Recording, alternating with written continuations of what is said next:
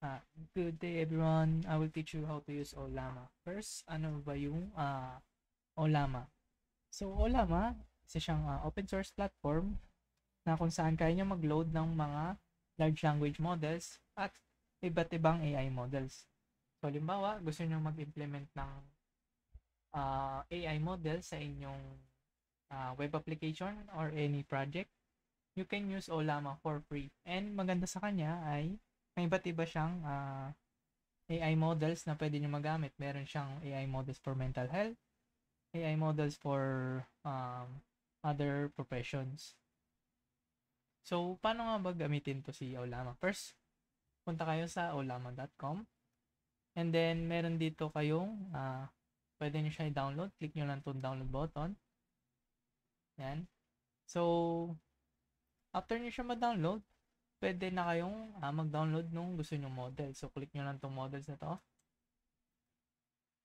Ayan, nakalista na dito kung ano yung iba't ibang Llama model. So, each Llama model, may iba't iba siyang specialization. So, meron ditong Llama model for reasoning o image processing, tsaka text processing.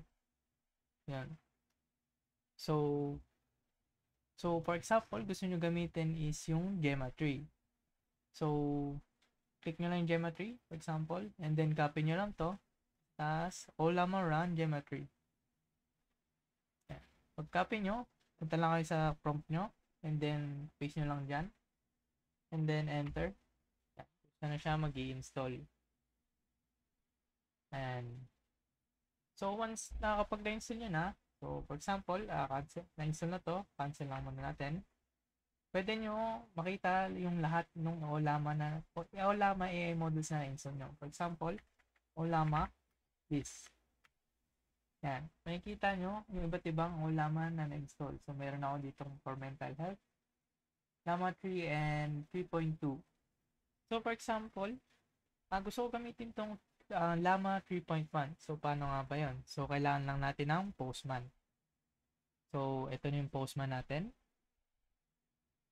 So, as you can see, naka-post method siya and yung localhost. And take note, na lagay nyo tatandaan, ang port niya ay laging 11434.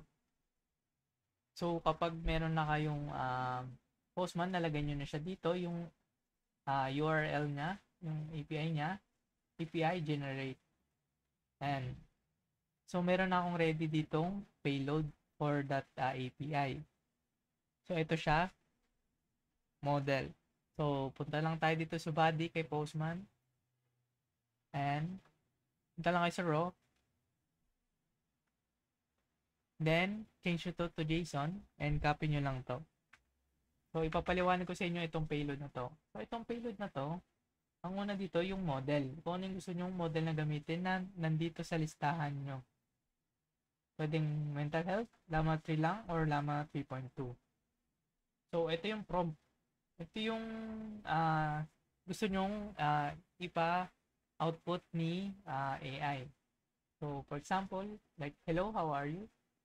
And then, stream nyo lang false para maglabas siya ng result na text or respond. So, execute nyo lang yan. Send nyo lang. Yan. Click nyo lang mag-response.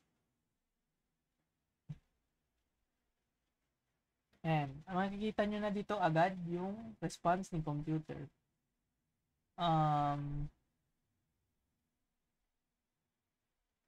Ito siya yung response. So, I'm this computer program, so I don't have feelings or emotion like humans do, but thank you for asking. So, ito yung response sa atin ng AI.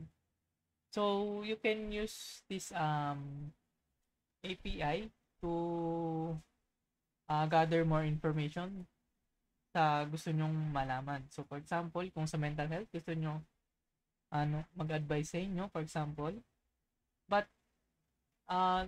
don't expect na si AI is very accurate. So, always take note that AI is not accurate. So, you can